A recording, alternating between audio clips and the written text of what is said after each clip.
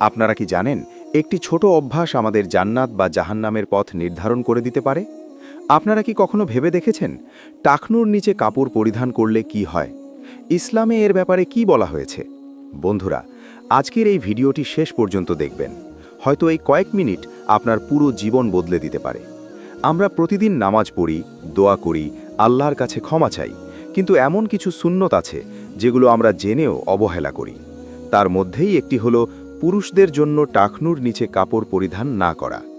রাসূল সাল্লাল্লাহু আলাইহি ওয়াসাল্লাম স্পষ্টভাবে সতর্ক করেছেন, যে ব্যক্তি অহংকার করে টাকনুর নিচে কাপড় ঝুলায়, আল্লাহ তার দিকে তাকাবেন না।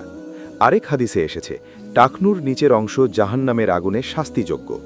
ভাবুন একবার, শুধু কাপড় একটু ছোট করলে আমরা আল্লাহর সন্তুষ্টি পেতে পারি, আর একটু লম্বা রাখলে নিজেদের অজান্তেই শাস্তির পথে চলে যেতে পারি।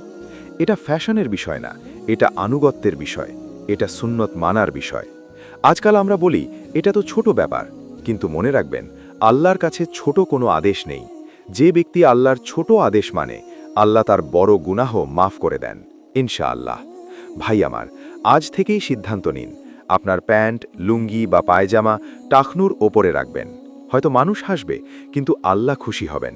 আর আল্লাহ খুশি হলে এর চেয়ে বড় সফলতা আর কি হতে পারে?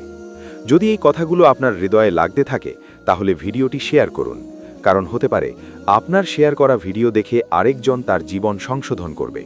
এরকম গুরুত্বপূর্ণ ইসলামিক ভিডিও পেতে চ্যানেলটি সাবস্ক্রাইব করতে ভুলবেন না। আল্লাহ আমাদের সবাইকে সুন্নতের ওপর আমল করার তৌফিক দান করুন। আমিন।